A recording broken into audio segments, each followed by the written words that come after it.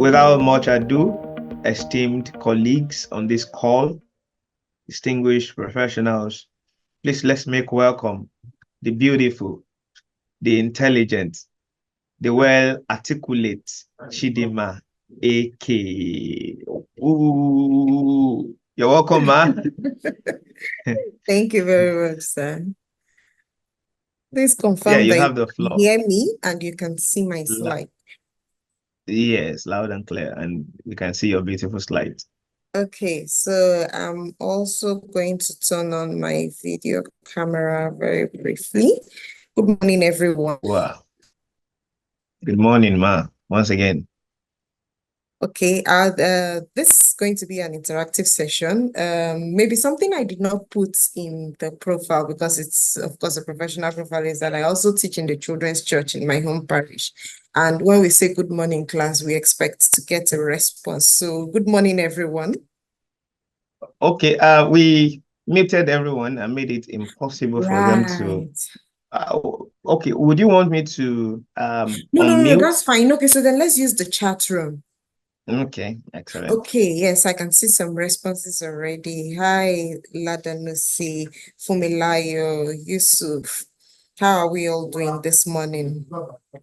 The weather is cool recently, so there's the tendency to be very cool and calm and also very sleepy as well, if you are not careful. Okay, all right. So thank you very much, Engineer Sean. Thank you very much to the people of Ogun State's branch of the CIBM for doing me this honor and inviting me to speak at your session.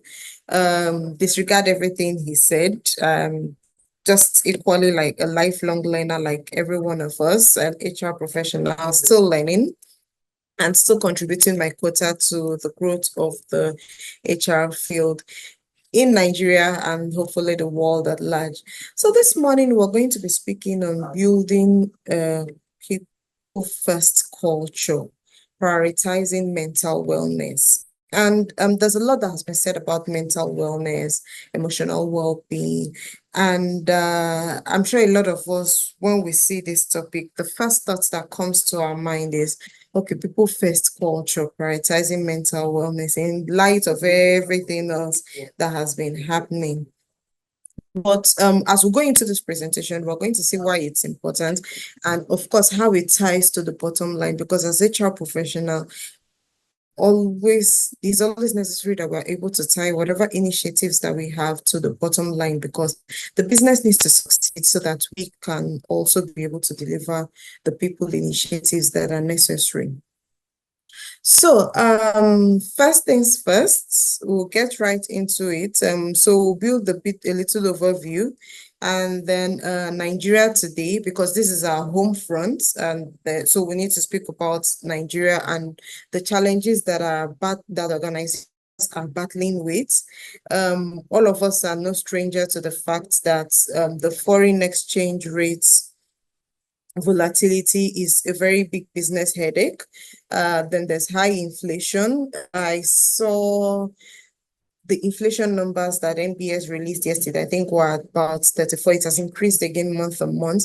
And I also heard some news this morning where the Manufacturers Association were saying that inflation, that is not correct. Inflation is over 90% right now. So, and we all know what that means for both the businesses and for us individuals as well. There's also insecurity, which is falling, high inflation, food inflation. There's epileptic power supply that has been for longer than I've been alive. Ever since I've come to be aware, we've always had epileptic power supply. We've had various plans to solve that, and still nothing has come of it. And then there's poor infrastructure, low productivity that all organizations are grappling with, weak governance and institutional quality. This one I'm just going to glance straight because we know that if we dwell here, we may not be able to go into the topic that we need to discuss today. And then in light of everything that's happening like this, and then as HR professionals that we're having to deal with the fallout of this on the organization side, on the individual side, I just like to check in with us, HR professionals, with a show of hands. Let's go back to the chat room. How burnt out are you? The matches is showing. So if you are still on level 1, maybe there's still hope for you. But if you're on level 5, we need to have an intervention. So in the chat room, let's indicate how burnt out are you in light of all the personal, organizational, and individual challenges that we're having to grapple with. So Udrak says she's at 3. Okay, so let's keep the feedback coming. How burnt out are you? 4, Shego Chisa, 4. Wow. That's at 2. Okay. Anthony is at 3. Chinedu is at 4. Interesting. Shola 3. Fumilayo 2. Monsura 3. Okay. All right. Thank you everyone for the feedback. Let's keep it coming. Let's keep it coming. So the reason I have the slide here is because so we're speaking about a people first organization, and who are the people that are going to implement? Is those of us that are at 4, 2, 3, and then maybe somebody is at 5 and is not yet speaking. So everything that we're going to speak out here, it serves to help us to streamline what initiatives should be, but it also serves to also remind us that we're also part of the people who also need to benefit from this people initiatives. So we'll move on very quickly, and then just like for every one of us to just take a deep breath, hold it, and to just keep ourselves in a zen situation. Let's just everything else, put aside everything else, all of the challenges that your colleagues and your line manager and then the organization brought to your desk this morning, the emails that you received, the home front, the challenges on the home front. Just put aside everything else, and for the next like I don't know how long I have, for the next 15, 20 minutes, just bring yourself back into this room, and then we're going to be discussing, we're going to be sharing ideas on how to create an organization that puts its people first.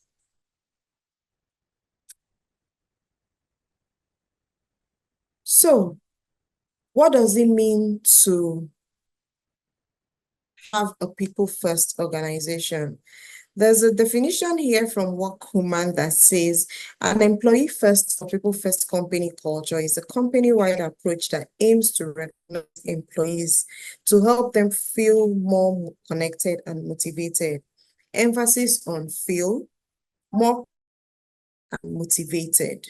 And why do we need to do this? Tying this down with mental wellness. So mental wellness is an integral resource that helps us think, feel, connect, and function. It is an active process that helps us to build resilience, grow, and flourish. Again, feel, connect, function.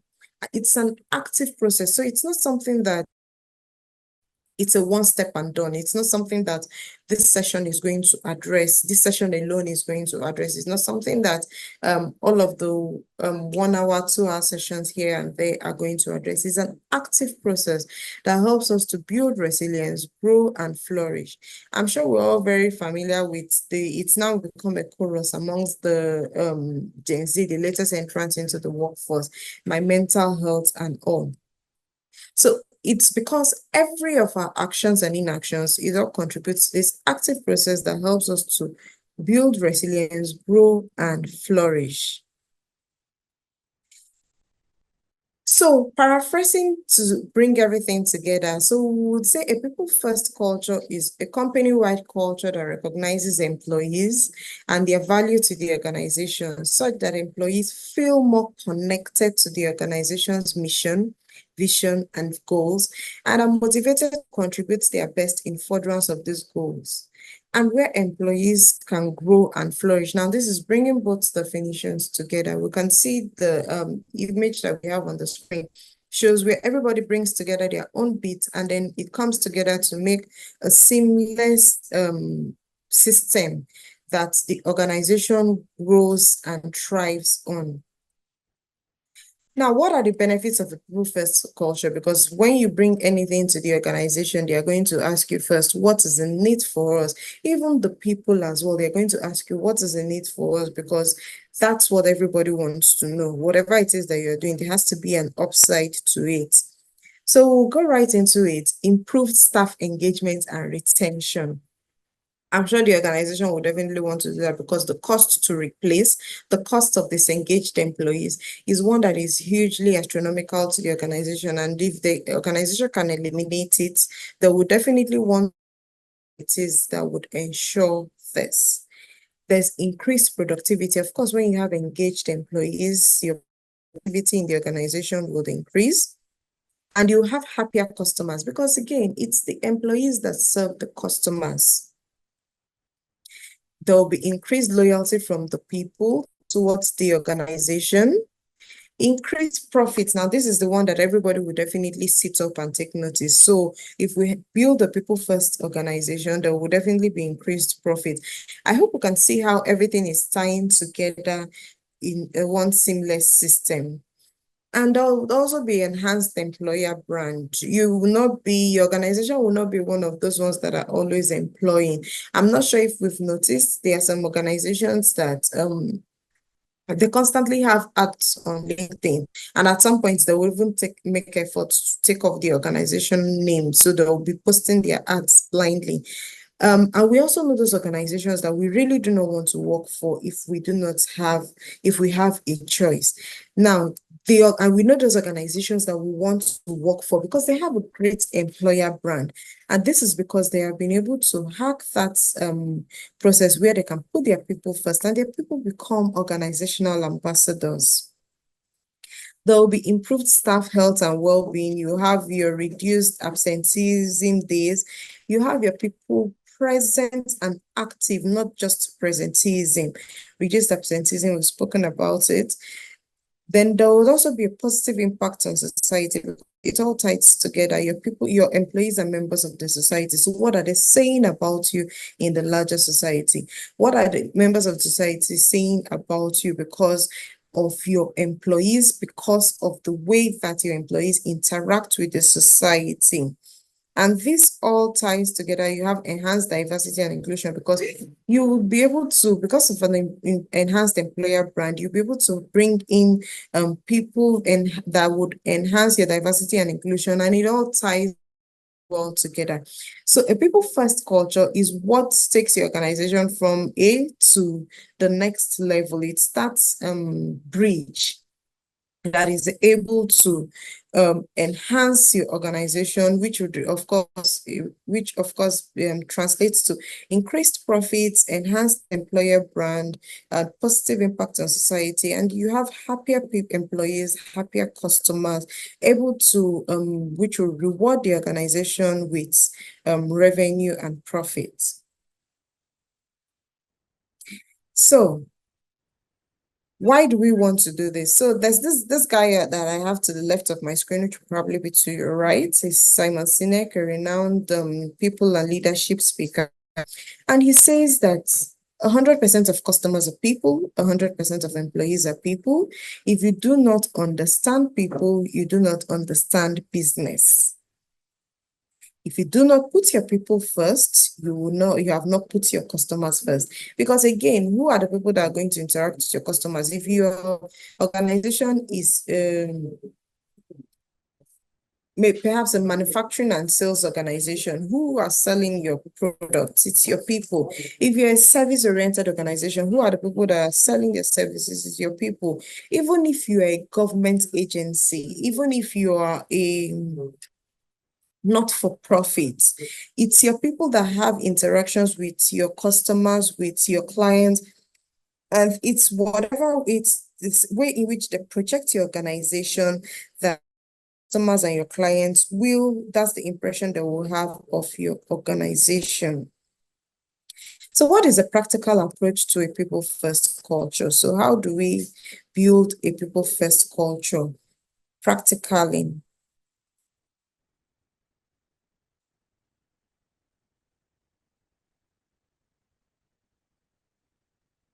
So So as with everything, we need to start from the top. And what does start from the top mean? So it needs leadership buying, it needs leadership drive. So this is not something that HR alone can drive. And this is not something that will come from the bottom up. It needs to be driven by the leadership. So that means that if your organization says they are going to have a people first approach, from the managing director or however your organization is led, it needs to be a people first culture. It cannot be something, a very nice wall, what's on the wall that you have used to maybe project you have used to decorate your wall. A what's on your website that goes to speak to your mission and your vision, and you say you are people first, but in the everyday interactions, you are not people first. So it needs to be something that is driven from the top. This is not something that HR can drive. And if you follow me on LinkedIn, you would have observed I had a post a few weeks ago that said line manager and not HR, because there's a lot that HR can do, a lot that needs to be done by the line manager. This is one area as well that needs to be driven from the top, a people first culture. Let me know you can still hear me, because I just got a notification that my internet is unstable. The Yes, we chat can room. hear you. There was a time you Okay. paused, but please, we are good. Thank you. Okay. All right. Do you need me to backtrack a bit, or do I just go on? No, no, just keep flowing. We didn't miss Okay. anything. Okay. Okay. All right. That's fine. Let me know. Prompt me at any point that you cannot hear me anymore. Okay, so next on our practical approach to a people first culture is you need to live your company values. Like I said, it's not just what's on your website, it's not just what's which you decorate your office, but everyone needs to live their company values. And who are the people that need to live these company values? It's you and I. It's in the little things that we do. If we've said one of our company values, for example, is integrity, we cannot then be living our lives or be interacting with our customers, even with employees, in ways that do not embody integrity. So in everything that we do, in our actions and inactions, in the way we interact with our regulatory agents, we need to live our values. Next, we have hire for cultural. Now, this is an area where it's very important, when perhaps conversation, and I'm going to need us to come into the chat room to share our thoughts. When we say hire for cultural fit, what is it that comes to our mind? Because let's put hire for cultural fit side by side with diversity and inclusion. So I'm going to attempt to together to harness put together such that you're able to have a cultural fit while still having a diverse and inclusive organization. And I'll also appreciate any other thoughts that can be shared in the chat room. So when we say have cultural fits, it's about knowing what kind of organization you have and what kind of culture that you want to foster. So if you say you want to have a culture that puts people first, you therefore cannot be hiring line managers who are sole achievers. And if you're an astute if you're an astute hiring manager, it's something that you can always infer in interviews. When you have people that say we answer questions with I versus I led the team. Those are little things that indicates that so this person is a lone achiever versus this person is a team lead. So when you have someone that answers questions with I did, we, or we did, those are little differences, and you need to know what kind of organization you want to have. If you want to hire someone that will be a lone achiever, then perhaps you can go for someone who is I-led, or if you want to hire someone who's able to harness, you can go for who is we-led. But you also need to be able to decipher, is this perhaps just the way the person speaks, or is this actually what the person has done? So Tina says hire talents who fit into the organization culture. Yes. So like I said, what kind of organization culture do you want to have? Do you also want to have an organizational culture that fosters psychological safety? employees are able to make honest mistakes, share their thoughts appropriately, all in the furtherance of the organizational culture. In the midst of all this, remembering diversity and inclusion, the fact that you hire someone who fits in with the organizational culture doesn't mean that you would hire all homogeneous employees. So everybody needs to think in the same direction. We can respectfully disagree, all in the bid to do the work, all in a bid for organizational growth. But all of us, like I always say to people, that it's a good thing if you have friends in the workplace. It's a good thing if your employees aren't. But your colleagues don't necessarily need to be your friends. What we need to do is to respect the work enough to be able to work together. So we can bring in our different, our diverse orientations, but because we respect the work and we are all working towards the same purpose, we would be able to bring in our diverse characteristics, and we will still be working towards one purpose, working with one organizational culture. Let's take an example again of execution. If we have a culture of excellent execution, it doesn't matter what your orientation is. If you have a culture of excellent execution, you would be able to fit into an organization that has a culture of excellent orientation. So hiring for cultural fit does not negate diversity and inclusion. There's a way to bring it all together appropriately. Increase transparency. I once engaged an employees of an organization. So I was I was facilitating a team bonding session for them. And this was one of the issues that came up. In practical terms, they were saying, okay, so yes, we get bonus payments at the end of the FY, but we don't understand how that's calculated. We don't understand what it is that the organization has made in terms of profit. We don't understand what is, okay, from starting from the top, what is the revenue? What is our operating expense? What is the profit? We don't understand. So if this is our selling price for X, we don't understand what are the components of what make up the selling price.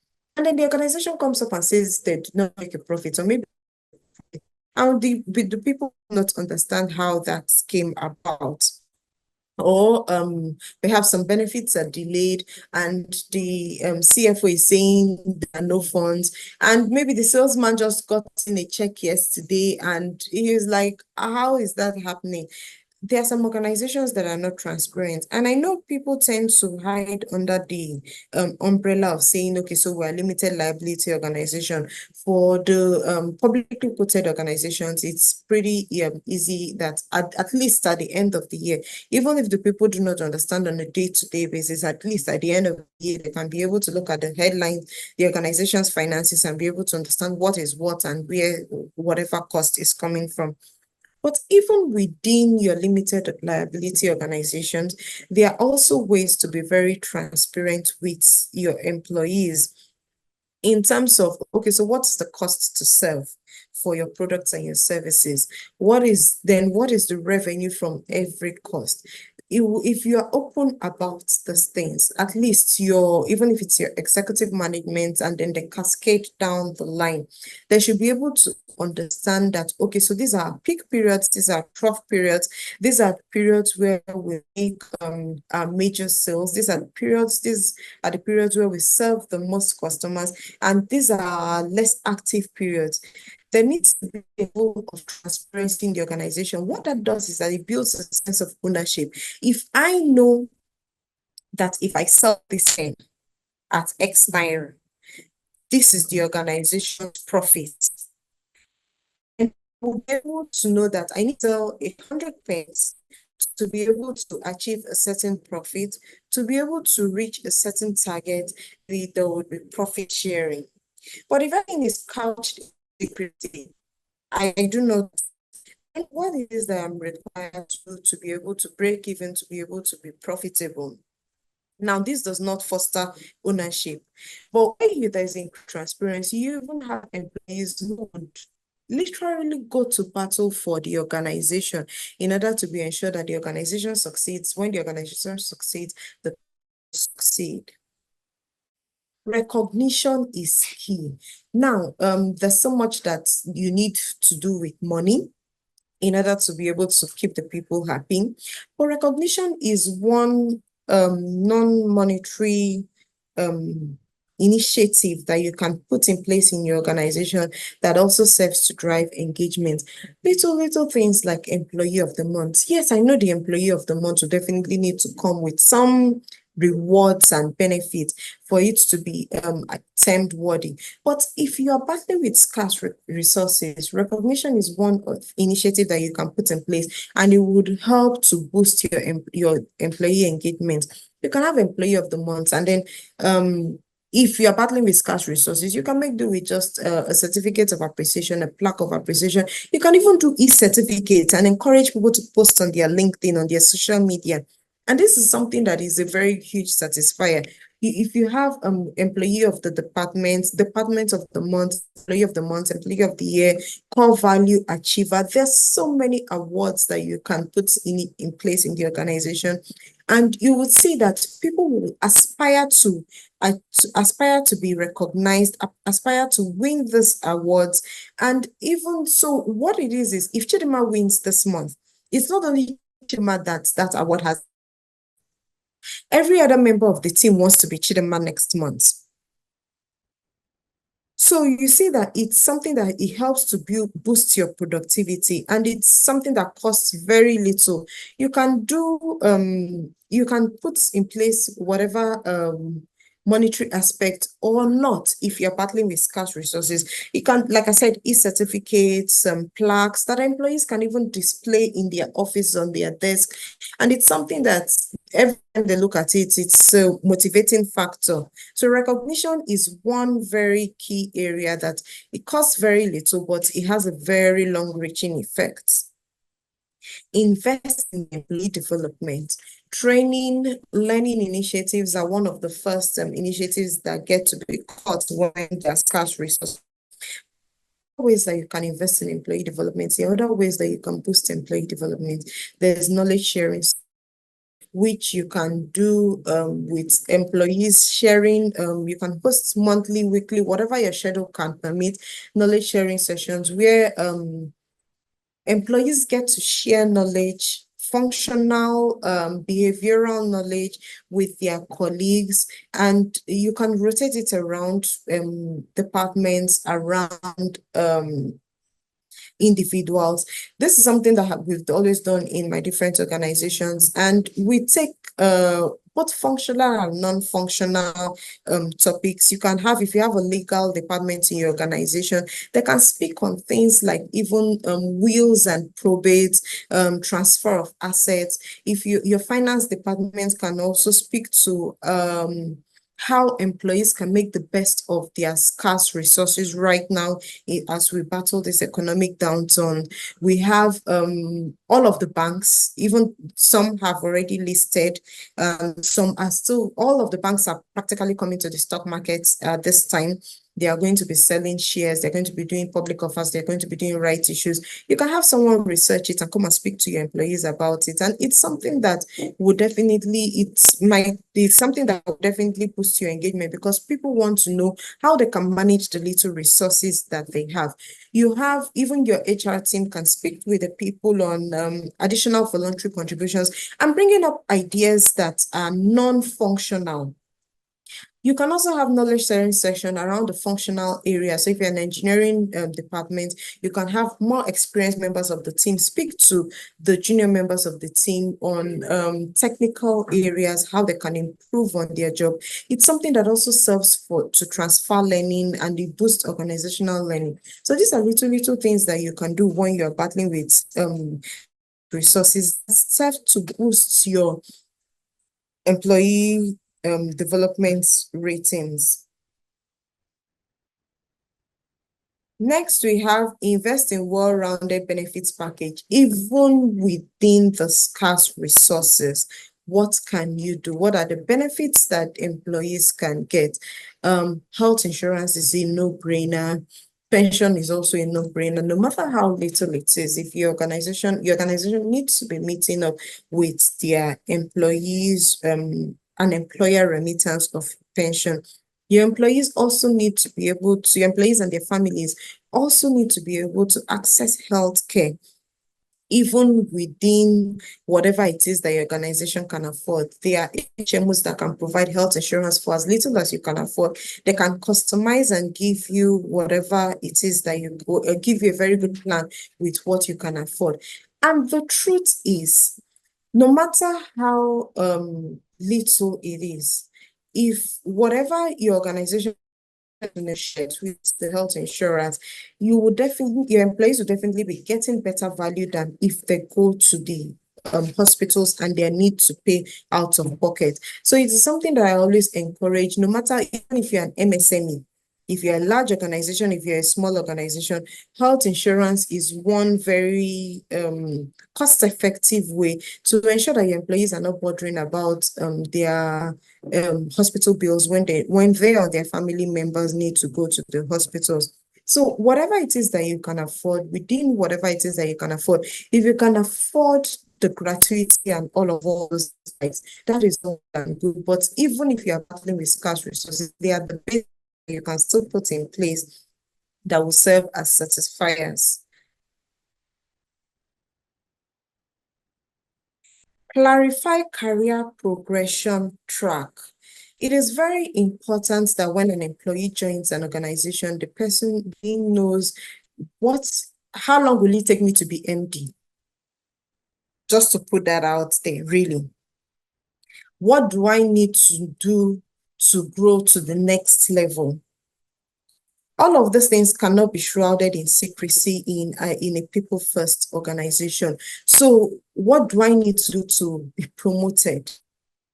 There needs to be an objective career progression track that is not dependent on the goodness of heart of the owner of the business or my line manager.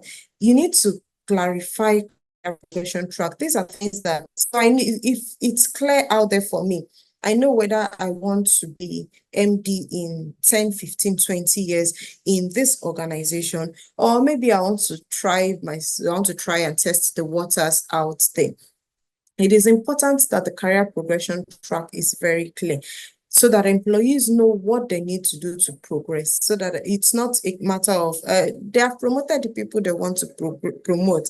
That is not an element of a people-first culture. A people-first organization would always clarify career progression track. Even if you run a flat organization, at the very least, they need to know what is it that needs to happen in order to end the salary review. Or if, for example, if my boss leaves today, what do I need to do to step into my boss's shoes? So an employee-first culture would always clarify the career progression track so that employees know what it is that they are up against and they can actively put in their best to ensure that they grow in that organization. Promote a healthy work-life balance. Now, this is one naughty area that organizations and employees would always grapple with, because the society out there, the operating terrain out there is not very friendly. So it takes a lot of pressure on the business, and organizations are operating with, most organizations are very lean, such that if you step out, if you need to go on leave, there's no reliever. So how do you have a life balance in such organization? Now, this is where you, as HR professionals and the organization, we can also be very creative around it. So one of the challenges, one of the complaints that people tend to have when they've spent so long in an organization is that the work is very monotonous, because you've been doing the same thing for years. And sometimes, like some of my colleagues and I will always make a joke that maybe someone comes in as a front desk, the front desk for years, and the person is complaining there's no promotion. And you ask yourself, you want to be promoted to be manager of front desk, but you're still at the front desk. There needs to be room for you to grow and for you to do something else. Now, how do you do something else when all you know is to be a front desk executive? Now, this is where creativity in the organization comes in. The organization can implement job rotations. So what that means is, if Chidinma is the head of HR, and maybe she's an HR team of one, but perhaps there's someone else, maybe that's a very good people manager. Now I'm speaking to MSMEs. For larger organizations where you have a bit more flexibility, it's a bit more easy. But even when you're working with a very lean structure, Chidinma can be able to go on leave, handing over to maybe someone, another very good people manager in another department. That gives he or she an opportunity to be able to understand what it is that happens in Chidinma's desk. While the person is relieving Chidinma, he's learning her job. Yes, it will be a bit of stretching, but there's no development without stretching. Because I'm sure we're all thinking, oh, when I'm relieving someone, so I'm doing their role in addition to mine. But the truth is, if we must tell ourselves the truth, there is no development without stretching. You cannot grow if you only know one thing. So you need to be able to learn other things and relieve area where you can be able to learn beyond your current remit. That way, Chidinma is able to go off and Sean is able to learn beyond his. So maybe in future, if Sean perhaps was in admin and he was able to relieve Chidinma, in future, Sean can be able to grow into perhaps manager corporate resources. Then he's able to go beyond his role. These are creative ways that we can implement in the organization: job rotation, relief programs, or even transfers where we move people from one role to another, maybe for a short term, maybe for a longer term, and they're able to learn beyond their current role. The job gets less monotonous, and a person can say, oh, I've spent 5 years within this organization, and in that 5 years, I've done A, B, C, D, E, F. As against, I've spent 5 years in this organization, and in that 5 years, this is all I've ever been. That employee will never, ever be engaged. You also need to focus on your employee life cycle from talent attraction to exit. So what are the quick wins, areas that you can put in place that are very low-hanging fruits? It's the little things as well as the big things. Employee development, employee experience is one thing that I'm very passionate about. And I've come to realize that there are very little things that do not cost money. Little things like candidate experience. So it doesn't cost anything. What it means is if I'm scheduling an interview, I'll speak with the hiring manager and say, you need to give me your time that would ensure that if you say you are speaking with this candidate at 10, your 10 will be your 10. You're not going to have a candidate waiting, because that's something that is a dissatisfier. So, and then you're bringing up questions that the hiring manager is asking, such that all candidates have the same experience, and is not asking your employee things that are irrelevant to the role that you're applying for. We've spoken about another area of your employee life cycle. We've spoken about talent development, doing the most with very little that you can do. So your employee succession plan, your comp and ben, look through your entire employee life cycle. Ensure that every of your initiatives, that it's speaking to putting your people first. And of course, as HR professionals, we need to always measure, assess, improve, assess, improve. Every HR professional should be a guru in deploying surveys, and they are very free and open sources that you can use. Your Google Forms can help you to deploy surveys. There's something Mentimeter that you can always check for your people's pulse at every point in time. Because gone are those days where you will sit in your office and you will know that, oh, I can see my colleague across, Taufik must need XYZ. No. What if that isn't what he needs at that time? And the only way you will know is to ask him. And there's only so much one-on-one conversations that you can have. There's only so much you would actually remember from those one-on-one conversations, as against when you structured surveys where you diverse feedback from people, you assess initiatives. If you do A, check with people. How did that A impact them? What can we do better? Even if we say that what we did was very well received, what can we do better? Because there's a saying that says the biggest room in the world is the room for improvement. There is always room for improvement. So regularly assess and improve. And of course, communicate effectively. Communication is the lever on which everything else that we do as HR professionals is built. We spoke about recognition. We spoke about transparency. There is no transparency without communication. Every of your people initiatives, if you do not communicate it effectively, it will be like you are winking at a lady in the dark. Of course, she won't see you. She won't know that you're winking at her because you haven't communicated effectively. So you say you're doing so much and then nothing is happening. We don't know what it is that you are doing. It's because you have not communicated effectively, or your communication is centered around a certain people. There's this challenge that we tend to have where we come into executive management committee and there's something that's communicated to the executive management committee and they fail to cascade appropriately, such that all employees do not know what it is that the organization is doing or the reason for certain initiatives. That is because that is due to a failure in communication. So communicate effectively and it will help you to get a people first culture, so that if I come to work today and I see that, just as an example, one of the most hated thing that employees hate is this thing that when an employee is late, they are sanctioned for it. If you communicate appropriately, so what is the reason why there are sanctions for being late? Why do we need to have our employees come in on time? Is a client-facing organization and our doors open up to our customers by, say, 8 o'clock.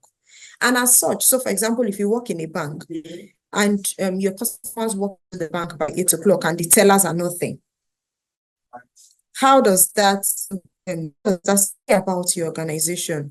In such organization, they would definitely take a policy very serious. If you need to communicate, it's not just about sanctioning employees, or it's not just about saying, okay, so from tomorrow, if you come late, it's a problem. From tomorrow, we do not want employees to eat at their desks anymore. Why? Because number one, it's not healthy. You need to be able to stand up, move around, because sitting is the new smoking. Now, these are little things that you need to definitely communicate this so that the employees are not just disgruntled to say, I don't have time to be going to the canteen or to be doing this, that. It's because you have not appropriately sold that initiative. So communication is the root of every of your HR initiatives. You need to communicate it so you can have a people first culture. When you have your people in the know of what it is that you're doing, you can have a people first culture. I am rounding off already. I'm conscious of my time. So we have spoken about the benefits of a people first culture, but I'm going to bring this back, tie everything up. According to Achievers, putting people with profit doesn't mean you cannot also make money along the way. Empowering your employees with a people-focused culture tends to pay off. Businesses with highly motivated workers are 21% more profitable. Now, this is in the US. We all know that one of our major challenges in Nigeria is a lack of data, which is why I'm using data from the US. And it goes to say, on the other hand, disengaged employees in the US cost businesses a staggering 450 to 550 billion each year. Would you rather not have engaged employees than disengaged employees? Would you rather not have employees who are owner employees and they are ready to practically go to battle for the people, for the organization? How would you achieve that? It's by putting them first in everything that you do. When you put your employees first, they put your customers first.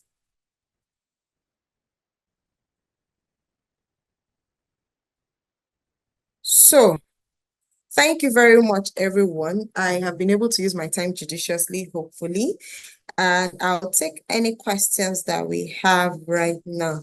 But just before and Jashawn, how are we going to take the questions? I see some comments in the chat room, and I'm going to read them out in confirmation. There is no new concept that will succeed without effective communication and feedback. Absolutely correct, Fumilayo.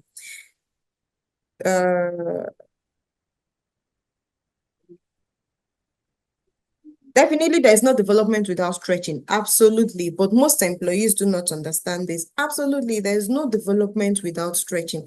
You cannot grow. Even when we're in school, back then in primary, secondary school, you cannot progress to a different class without writing certain exams.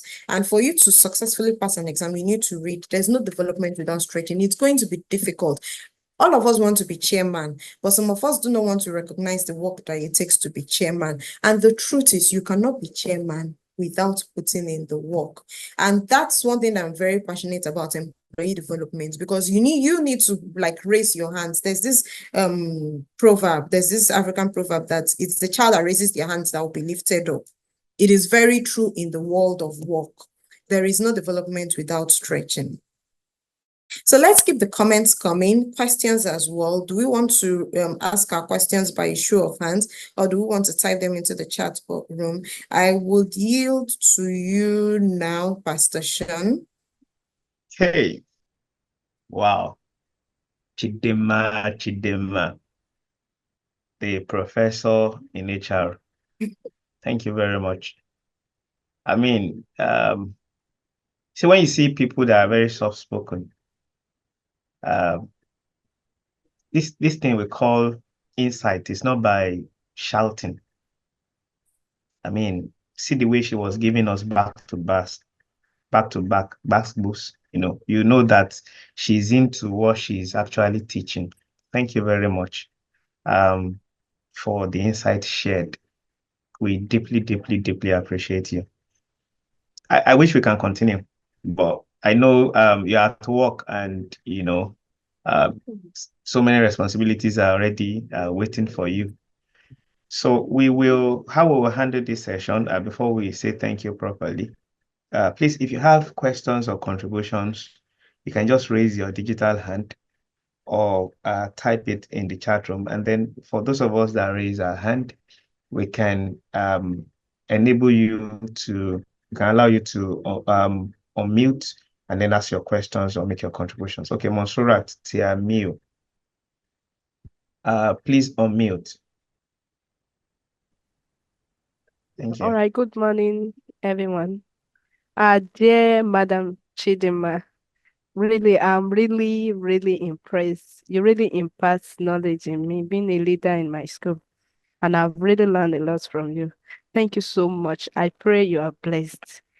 Amen. Thank Okay, you. you're welcome, ma. Now, is this question I want to ask.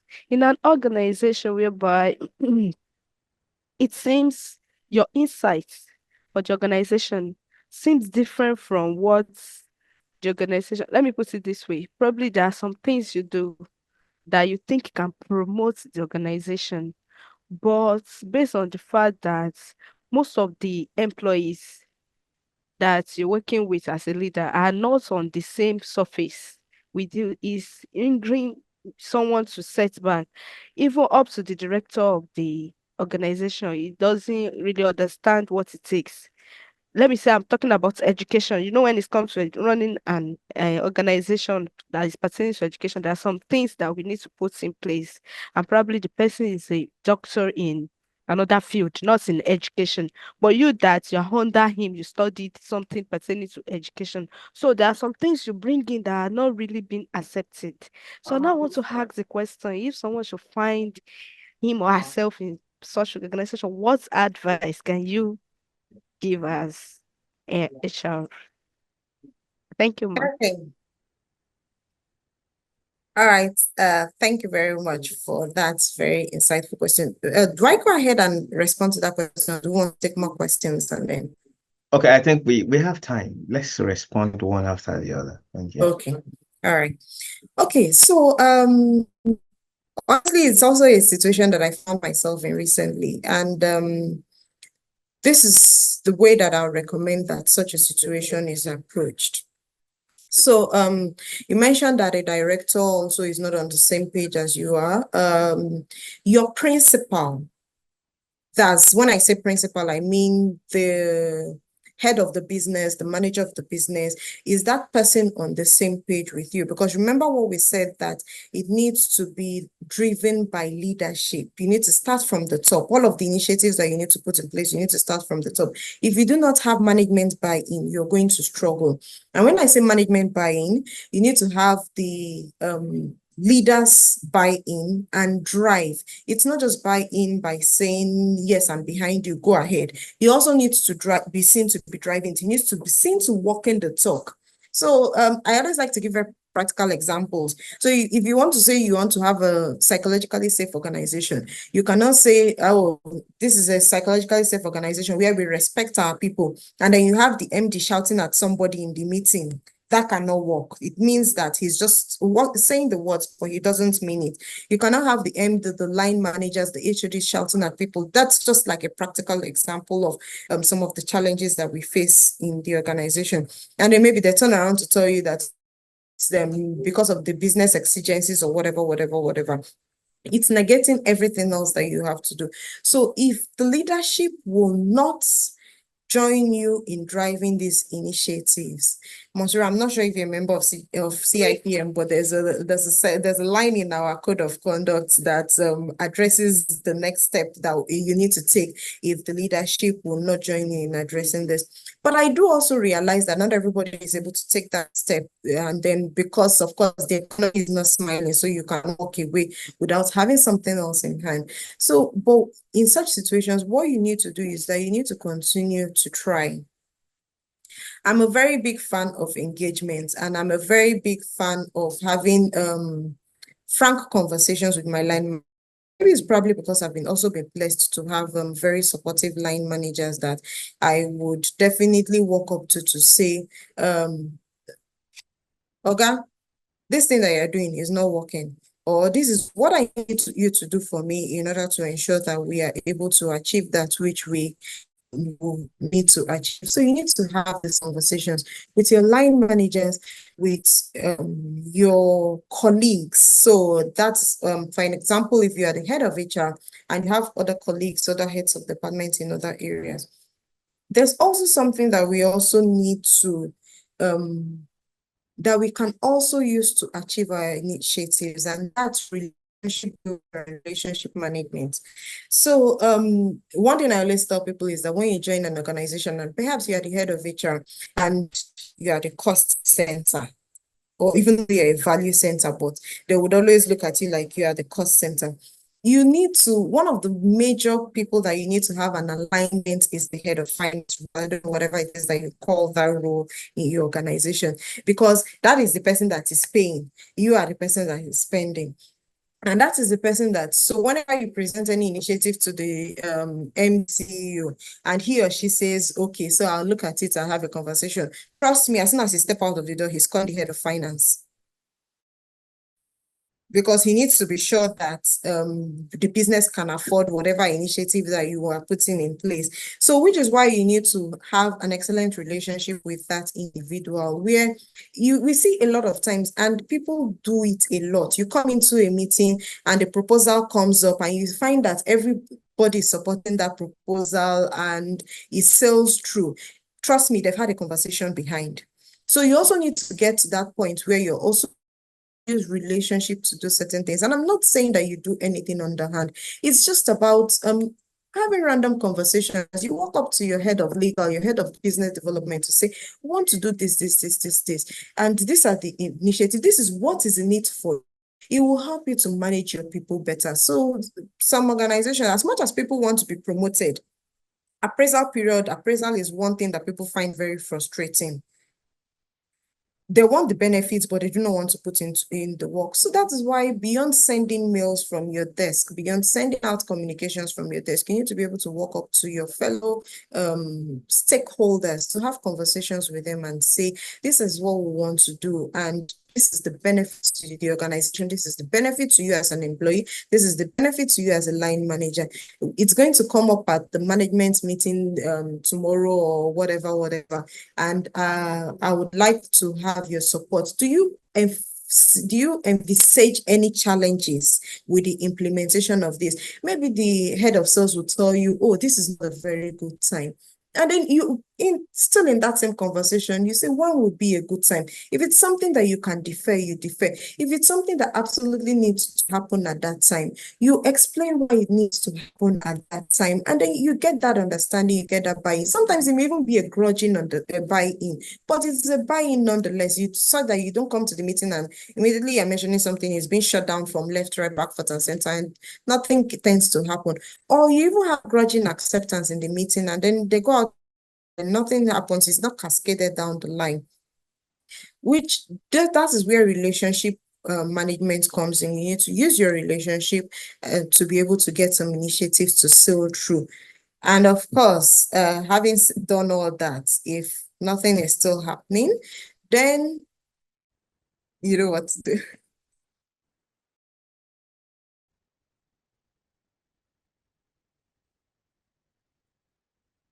Can we still hear me? Okay, thank you. There was a question that I observed, I noticed in the comments earlier. I can see one question, but there was a question that come in earlier. Please, you can go ahead and do justice to all the questions you see there. I'm trying to find. This meeting is supposed to take us to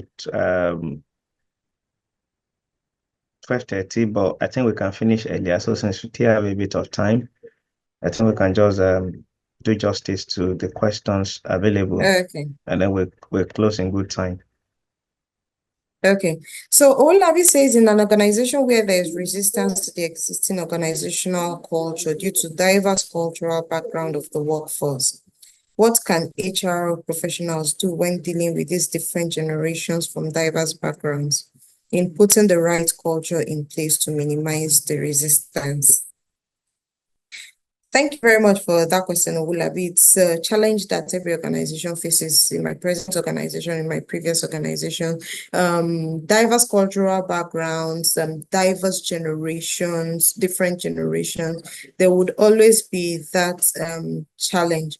The truth is, the best way to approach that is all what is in it for you. Like I said in answering the other question, every initiative, every HR initiative definitely needs to have a benefit to the organization, to the employee, to the team. And you need to be able to communicate this effectively. And before you deploy any initiative, you need to have already you need to have already identified the way that the different cultural backgrounds, different generations are going to interact with this. So take, for example, a simple thing like a survey. You want to send out a survey, you want to send it out electronically. And maybe you have different generations in the organization, and not everybody is tech savvy. So you need to ensure that it's the simple things, really. Even if you have different areas of your survey, a simple thing like putting everything on one page so that they do not have to click through different pages and it starts becoming cumbersome. Is there something that you can put in place? I always say to people that simplify everything. Simplify everything. That way, the baby boomer, the Gen Z, nobody sees it as a stress and a strain. Everybody is able to flow along with it. So communication, simplification are ways that you can minimize resistance to any change or any initiative that you are putting in place.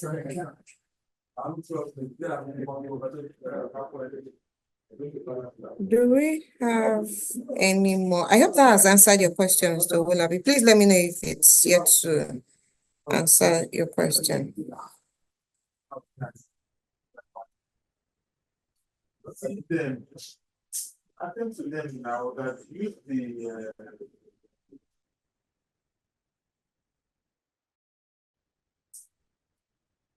Can you hear me? Yes. Oh, I'm looking at the questions and okay, so there's a question here. The question I was looking for from Anenenduka. Is profit sharing a practical way of putting people first culture? The short answer is yes.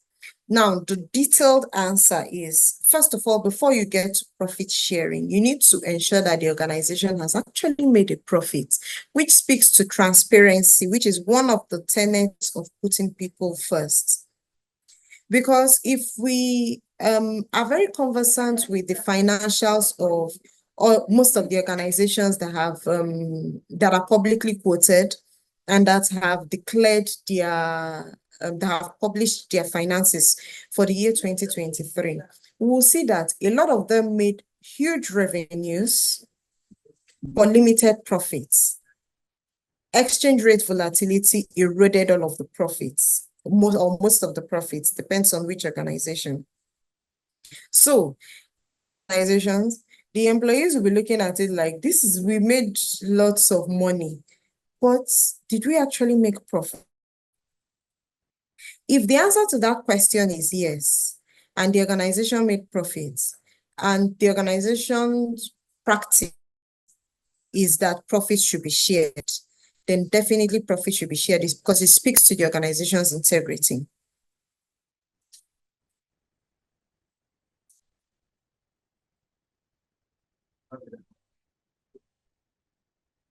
So have any more questions, please let's keep our questions coming. If you're still there in the room, please say hi in the chat room. If you want more insight, if you want me to speak to any of the areas in depth, please say hi.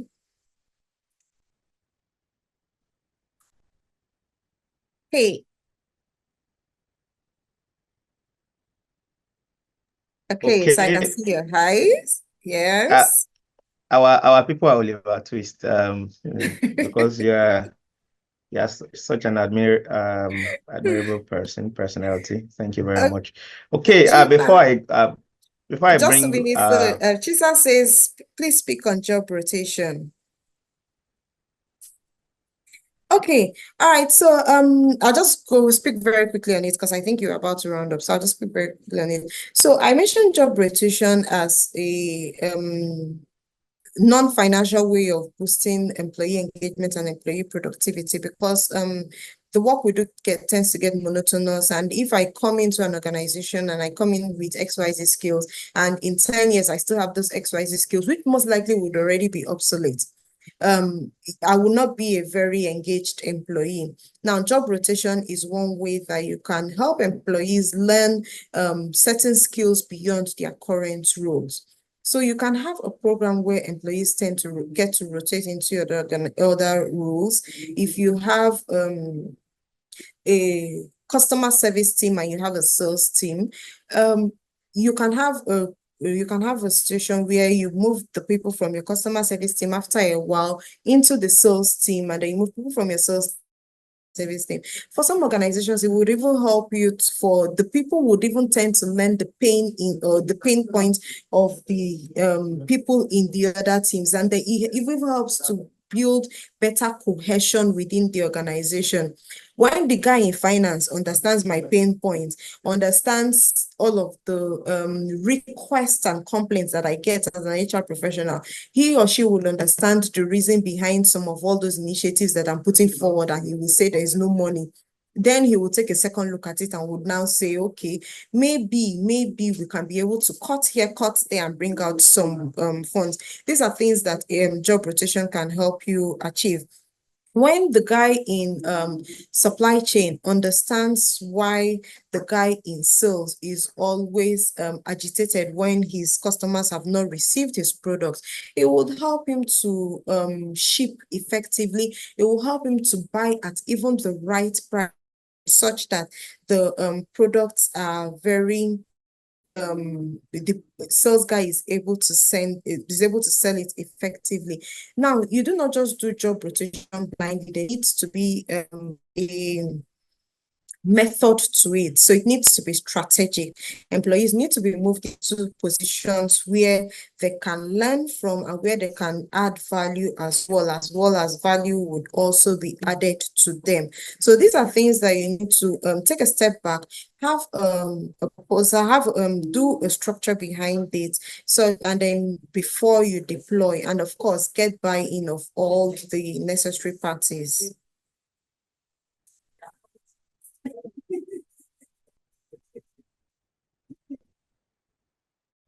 So Before I Oluishola, appreciate you, okay, before I appreciate you, we have a big fish in the house, and that's why I said all of us on this call, we must always put our eye, in the chat room, and looking at the participants also. The vice president of our institute is here with us, ladies and gentlemen. We have Mrs. Chidinma Eke. It's a privilege to have you here. Despite your busy schedule, you're able to come. Good afternoon, ma. Good afternoon, Sean. Thank you very much. Thank you, ma. I'm glad to be here as well. Chidinma, well done. I've learned so much myself. I couldn't resist the urge to come in. I've been here for a while, though. I just hid myself so that I can also learn before Sean will begin to call me out. Thank you, everyone, for being on this call. We are most appreciative of you all. And Chidi, thank you for that splendid, and I mean splendid presentation.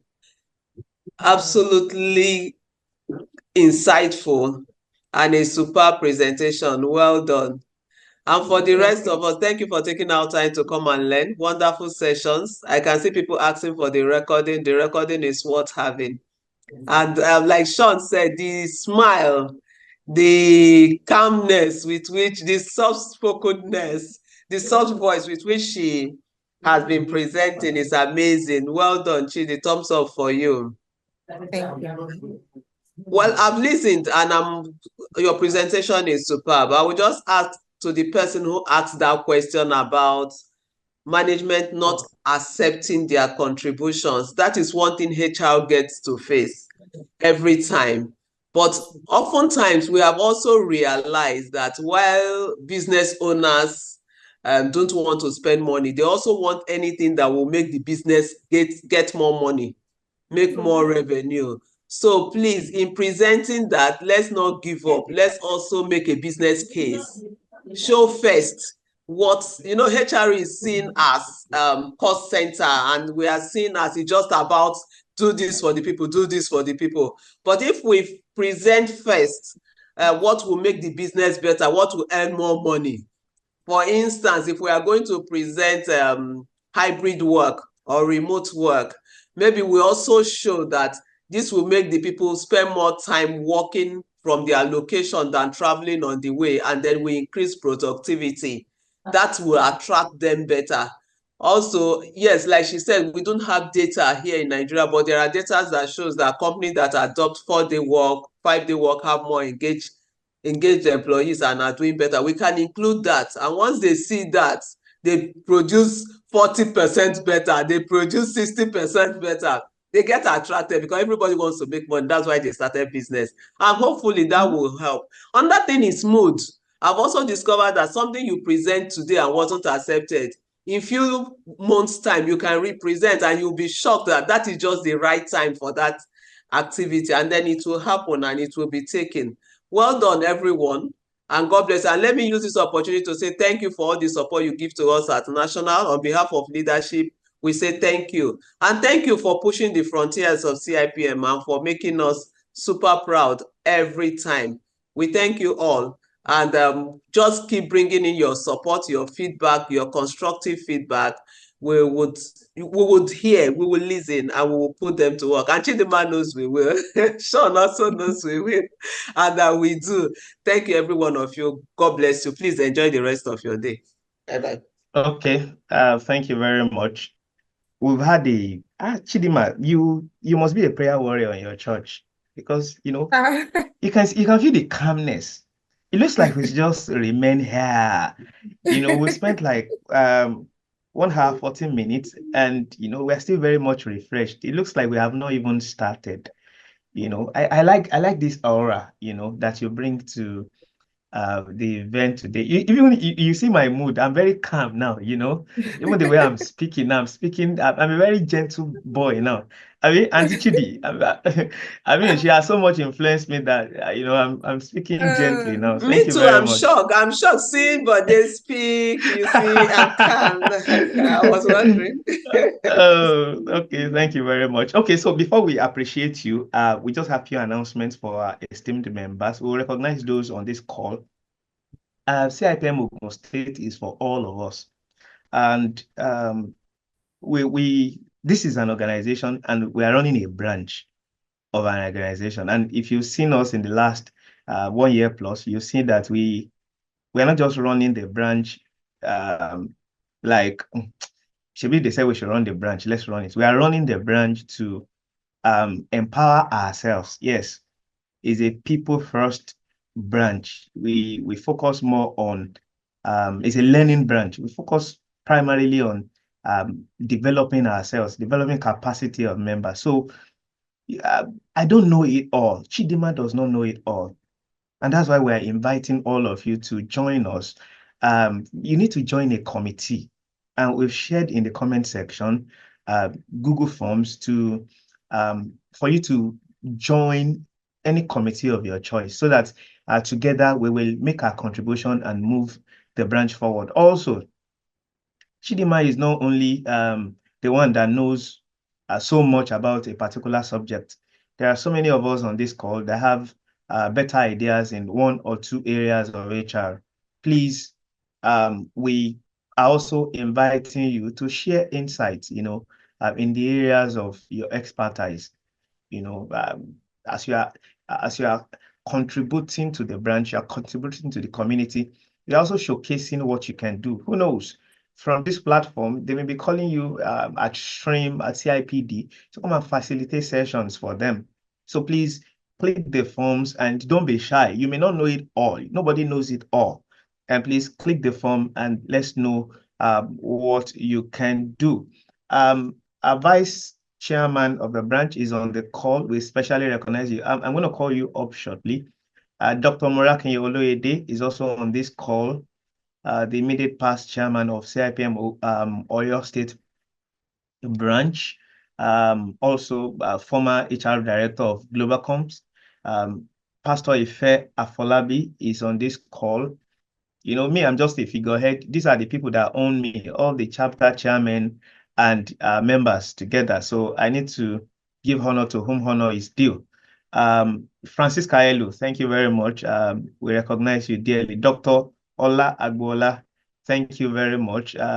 Yes, our zonal officer, Mrs. Sheyi Musa Semugana. These are the engine room behind the entire Southwest and behind our branches in the Southwest. So having said that, okay, Francisca, thank you very much. So having said that, we want to, yes, appreciate you, especially our guest speaker. And I'm going to share your very beautiful certificates, and we will ask our esteemed Vice President, yes, because we have the privilege of hosting her today. She's going to do that for us. But before I do that, let me quickly show our members. Yes, everyone, this is your certificate. Everyone, this is a sample of the certificates you are taking away from this course today. And you can see how beautiful it is. So to book this certificate, please just go to our website, cipmogun.org, and then you can book your certificate there, or you call any of these numbers. Again, this is your certificate for attending this course, and this certificate carries credit points with CIPM during your human resource license renewal and membership upgrade. So please go to our website and book. Our website is cipmogun.org. There's no state there, there's no branch. cipmogun.org, not .com. And then you can call the numbers on your screen if you have questions or concerns. Okay, so esteemed colleagues, distinguished ladies and gentlemen, it's my pleasure to bring again, wow, Chidinma, a whole vice president of our institute is the one presenting this certificate to you. I wish there are CNN, reporters here, reporters from BBC, just to capture this moment and, use the front page of, their papers tomorrow. Chidinma Eke awarded certificate of appreciation. You know that maybe it's also because my name is Chidinma. And maybe excellent. also we have a vice president in the making. Maybe, you never can tell. I'll be her campaign manager. No problem. So, my dear colleagues and distinguished members of our branch of CIPM in Ogun State, and all those who have logged in for everywhere, you will agree that we've had a very insightful and great session today, led by our own Chidinma Eke. Amazing. I've also learned so much from her, even while listening. And I can hear the questions. I also know that we are taking so much away from this session. So in appreciation of this very calm, beautiful, insightful presentation, and on behalf of the chairman of CIPM Ogun State and the entire leadership, because this is also on behalf of leadership itself, I want to present this certificate of appreciation to you, Chidinma Eke, in recognition of your invaluable contributions as a resource speaker at our professional development course on building a people-first culture, prioritizing mental wellness. Today being 16th July. Thank you so much, Chidinma. I hope we can take what we have gained here to apply them at our various locations, our various organizations, and even our personal life. And I'm sure it will be beneficial. Our companies will gain a lot from this knowledge we have gained today. Thank you very much, everyone. And Chidi, I hope you keep this very well for us so that when next we invite you, either here or anywhere, of course, we know you are available. Thank you, and God bless you. So please keep your certificate. Okay, before we're going to get the final word from her. Also, as a matter of announcement, for any of us that don't belong to any branch, or perhaps you have one or two things to do on Ogun soil. Maybe you work on Ogun soil, or you live, in Ogun State, or you just have affiliations and you like what you're seeing, and you want to join us. Now, we won't take you directly to our branch WhatsApp group because you never pay our dues. We have to onboard you properly. So there's a WhatsApp group I have created where we just bring all manner of HR leaders, are there. Mrs. Chidinma Eke is there, Adeyemi Ajayi is there, Uliyemi Adeosun, all manner of, just talk about the who is who in HR community. In Nigeria and abroad, they are on that WhatsApp group. So I've shared the link here. So from here, we will now share a form with you that you will fill if you want to join our branch. And then we can now properly onboard you. Again, the link to this WhatsApp group has been shared in the chat room. And as you click, it will take you directly to that WhatsApp group. And then from there, we can now properly integrate you into CIPM Ogun State branch. All manner of resources have been shared there on a hourly basis. As a matter of fact, it's a community of all manner of resources. If you are there, you don't need to go to any university again. That community, I can say for free, that is richer than Harvard, richer than Oxford. So you are welcome to join us. Yes, before we call it a wrap, Auntie Chidinma, any final word from you?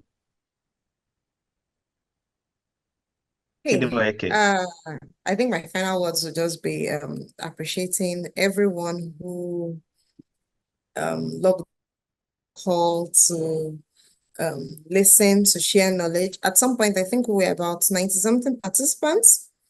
Thank you very much. We got to 99. All right. Thank you very much, everyone, for joining. And I can see I'm going through the chat room now, and it's some HR leaders also shared some nuggets there. So it's been a very insightful one. Thank you, everyone.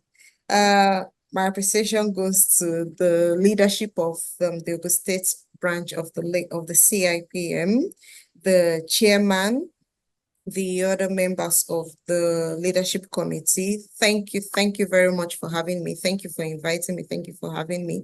I trust that it has been a most insightful session, and I look forward to coming back as a learner, as a speaker sometime in the future. Thank you.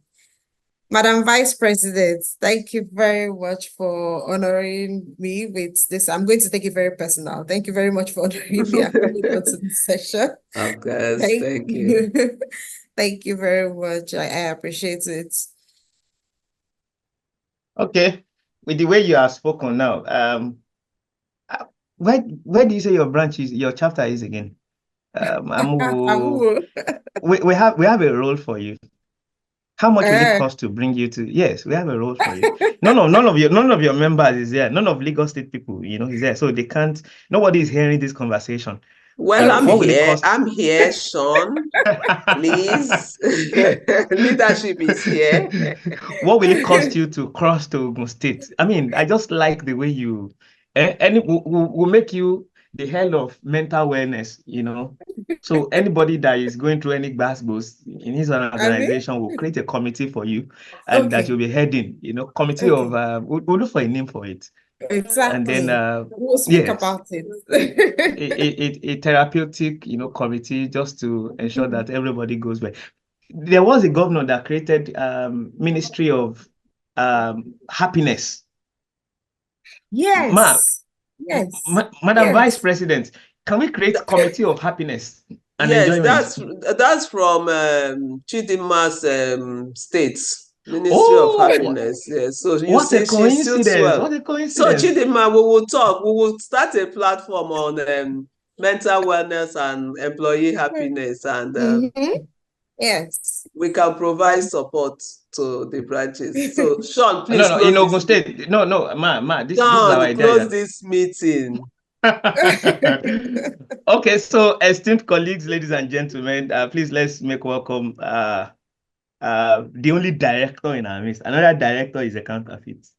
My indefatigable vice chairman, Mrs. Oladoni Ogunadetono.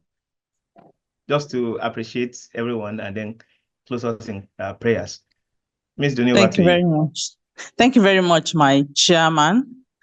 I want to appreciate our distinguished vice president of the CIPM, Mrs. Chidinma Eke. Sorry if I didn't call the name properly. Thank you very much for being a part of this. Thank you, ma. Thank you very much, ma, for being a part of this professional development course. Thank you for always backing us up. We quite appreciate it. It almost seems as if you are part of you are in Ogun State branch, despite the fact that you are overall at the national. We appreciate you, ma. We want to thank our guest speaker for today, Mrs. Chidinma Eke. Thank you so much for where you delivered the topic. It was richly insightful. Thank you so much for that delivery. We learned one thing or the other from that topic. I want to thank all our participants for being a part of this professional development course. There will not be any professional development course. Supposedly we didn't have people participating. So we appreciate you for tuning in, for being a part of the this program. We want to thank everyone and for being a part of the monthly professional development course going on in Ogun State. So thank you so much, my chairman. Thanks to everyone. So we wish you all a wonderful, wonderful time at your different workplaces. Thank you. Yes, please. Can can you close us in prayers? Oh, pardon? Okay, want me to? Yes, let's pray and let's go. Okay, so let's pray. In Jesus' name, in the mighty name of Jesus. Father, we bless your name and magnify your name for today. Thank you for this wonderful professional development course. Thank you for all that we have learned today. We ask for wisdom, we ask for knowledge, we ask for direction in ensuring that all that we have gained here today, we continue to use it at our different organizations to help us always deliver on our duties.